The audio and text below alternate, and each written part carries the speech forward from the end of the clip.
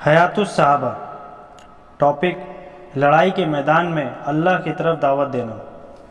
حضرت ابن عباس رضی اللہ عنہ فرماتے ہیں کہ جب حضور صلی اللہ علیہ وسلم کسی قوم کو دعوت نہ دے لیتے اس وقت تک ان سے لڑائی نہ لڑتے۔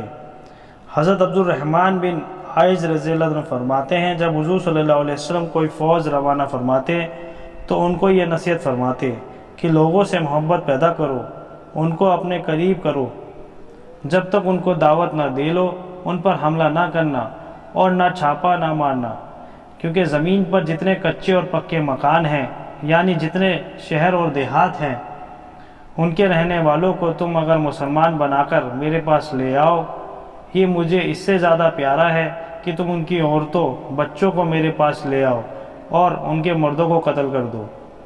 حضرت بریدہ رضی اللہ عنہ فرماتے ہیں کہ حضور صلی اللہ علیہ وسلم جب کسی کو کسی جماعت یا فوج کا امیر بنا کر روانہ فرماتے تو اس کو خاص اپنی ذات کے بارے میں بھی اللہ سے ڈرنے کا حکم دیتے۔ جو مسلمان اس کے ساتھ ہیں ان کے ساتھ اچھا سلوک کرنے کا حکم دیتے۔ یہ فرماتے کہ جب تمہارا مشرک دشمنوں سے سامنا ہو تو ان کو 3 باتوں میں سے ایک کی دعوت دینا۔ ان باتوں میں سے جو بات بھی وہ مان لے تم ان سے قبول کر لینا، ان سے لڑائی کرنے سے رک جانا۔ پہلے ان کو اسلام کی دعوت دو، اگر وہ اسے منظور کر لیں تو تم ان سے اسے قبول کر لو اور ان سے رک جاؤ، پھر تم ان کو اپنا علاقہ چھوڑ کر دارالمجاہرین یعنی مدینہ منورہ کی طرف ہجرت کر جانے کی دعوت دو۔ انہیں یہ بتلا دو کہ اگر وہ ایسا کریں گے تو ان کو وہ تمام فائدے حاصل ہوں گے جو مہاجروں کو ملتے ہیں، اور ان پر وہ تمام ذمہ داریاں ہوں گی جو مہاجروں پر ہوتی ہیں، اور اگر وہ اسے نہ مانیں اور اپنے علاقے میں ہی رہنے کو پسند کریں تو انہیں یہ بتا دو کہ وہ دیہاتی مسلمانوں کی طرح سے ہوں گے۔ اللہ کے حکم جو عام مسلمانوں کے ذمہ ہیں وہ ان کے ذمہ ہوں گے۔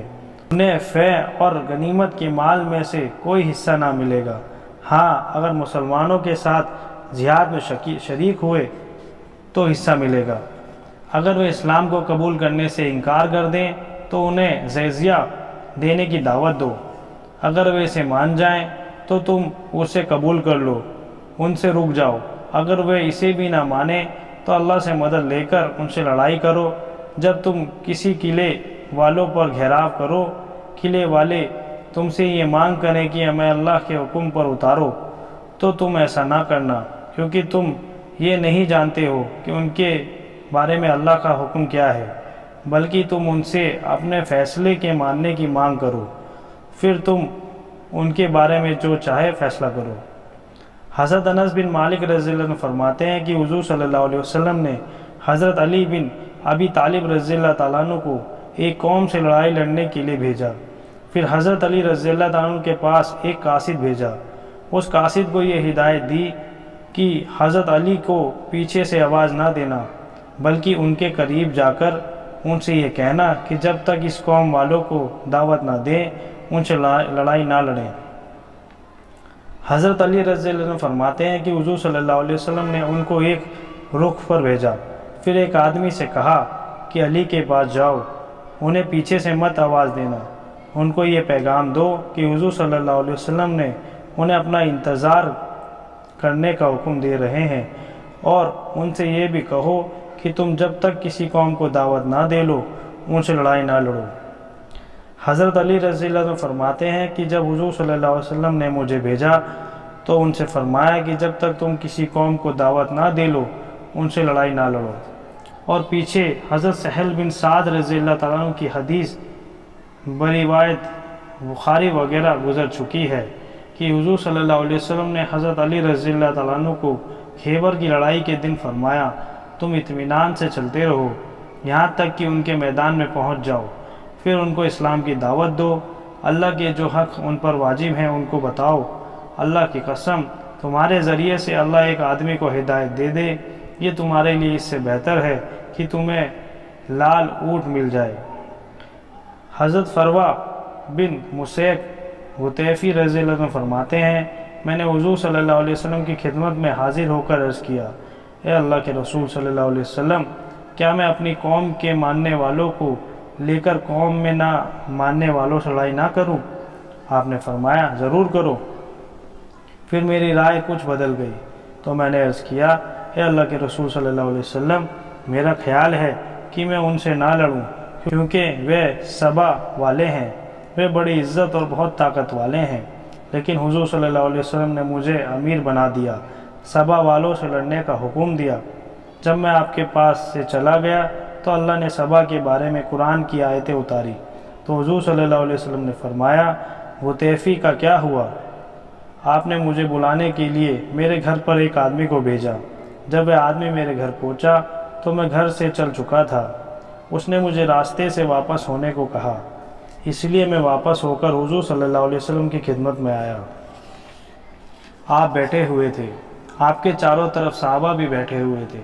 آپ نے مجھ سے فرمایا قوم کو دعوت دو، ان میں سے جو مان جائے اسے قبول کر لو، جو نہ مانے اس کے بارے میں جب تک مجھے خبر نہ ہو جائے جلدی نہ کرنا۔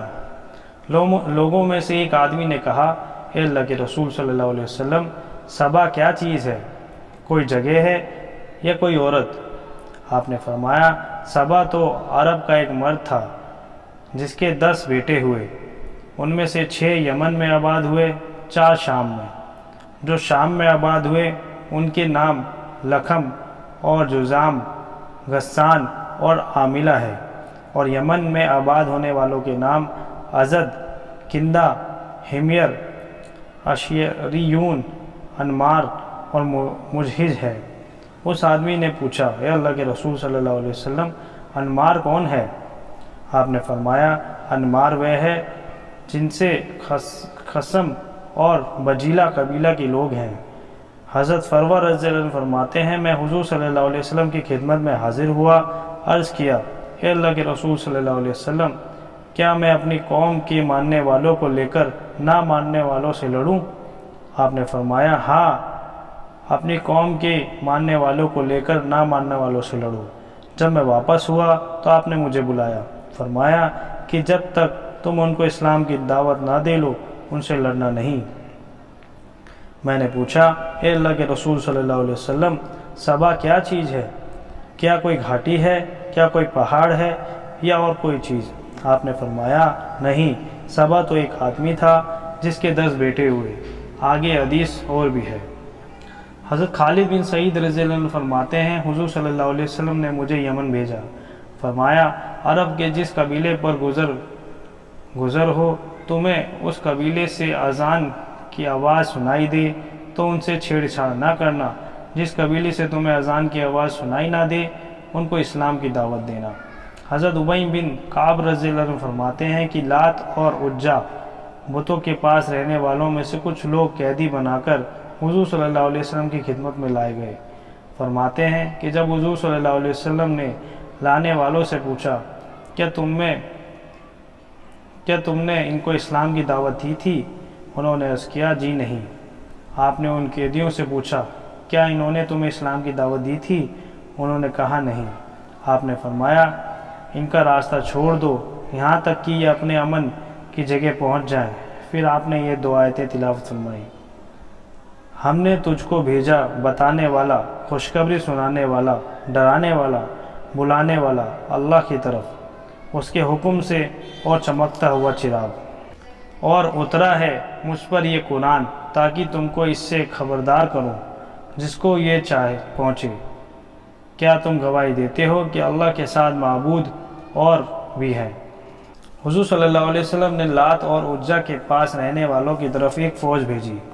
انہوں نے عرب کے ایک قبیلے پر رات کو اچانک حملہ کیا، ان کے تمام لڑنے والوں کو اور ان کے بال بچوں کو قید کر لیا، حضور صلی اللہ علیہ وسلم کی خدمت میں لے کر آئے۔ ان قیدیوں نے حضور صلی اللہ علیہ وسلم سے کہا انہوں نے دعوت دیے بغیر ہم پر حملہ کیا ہے۔ حضور صلی اللہ علیہ وسلم نے لشکر والوں سے پوچھا، انہوں نے قیدیوں کی بات کی تصدیق کی۔ آپ نے فرمایا ان کو ان کی امن کی جگہ میں واپس پہنچاؤ، پھر ان کو دعوت دو۔